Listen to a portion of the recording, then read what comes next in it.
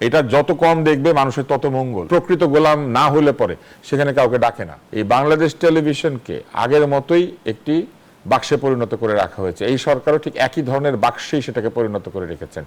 এইটাকে স্বায়ত্তশাসিত প্রতিষ্ঠান হিসেবে গড়ে তোলার যে এক ধরনের প্রতিশ্রুতি তারা মুখে মুখে সবসময় দিয়েছেন, রাজনৈতিক দলগুলোও দিয়েছিল এবং এই সরকারও বলেছিল যে গণমাধ্যমের চরিত্র বদল করা হবে। সেখানে রাষ্ট্রীয় এই গণমাধ্যমের চরিত্র আগের মতোই আছে। এটি একসময় বলতো সাহেব বিবি গোলামের বাক্স, তারপরে এটা এখন সাহেব বিবি গোলাম এবং এই অন্তর্বর্তীকালীন সরকারের বাক্সে পরিণত হয়েছে।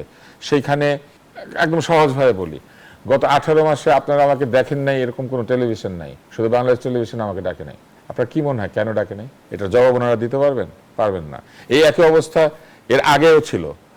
আওয়ামী লীগ আমলের শেষে 6 বছর বাংলাদেশ টেলিভিশন তো দূরের কথা, কোনো টিভি যাতে আমাকে ডাকতে না পারে সেই জন্য প্রভাব বিস্তার করা হতো। শুধু বিটিভিতে কাজ করি নাই, বিটিভিতে আমি ছোট থেকে বড় হয়েছি, কিন্তু সেই টেলিভিশনে আমাকে গত 18 মাসে ডাকে নাই।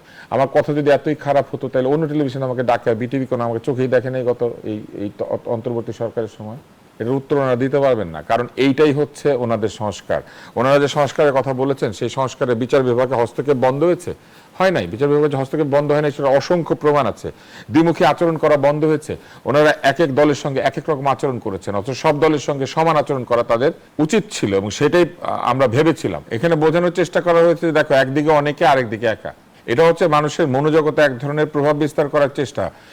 আলহামদুলিল্লাহ যে বাংলাদেশ টেলিভিশন বেশি লোক দেখে না, এবং এই টেলিভিশন এইভাবে চললে ভবিষ্যতে এটা দেখবেও না। এটা যত কম দেখবে মানুষের তত মঙ্গল।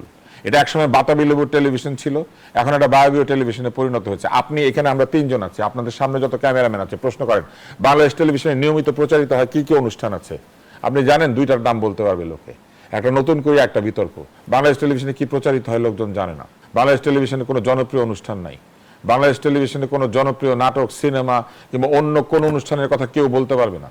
এর কারণ হচ্ছে বাংলাদেশ টেলিভিশন প্রকৃত অর্থে একটা গোলামের বাক্সে পরিণত হয়েছে, এবং সেই গোলামের বাক্স এমন জায়গাতে গিয়ে দাঁড়িয়েছে যে প্রকৃত গোলাম না হলে পরে সেখানে কাউকে ডাকে না, এবং তাকে কোনো আদর্শের গোলাম হইতে হয় না, সরকারের গোলাম হইতে হয়। এবং শিল্পী, সাহিত্যিক, সংস্কৃতবান লোকজন আজকাল বাংলাদেশ টেলিভিশনকে অ্যাভয়েড করেন। শুনলে লোকে এটা বলবে যে আপনি বাংলাদেশ টেলিভিশনের বিরুদ্ধে কথা বলছেন, কিন্তু এই জায়গাতে এটা প্রমাণ হয়েছে। বাংলাদেশ টেলিভিশন ঢেলে সাজানোর কথা ছিল, সেটা সাজিয়েছেন তারা তো সাজান নাই।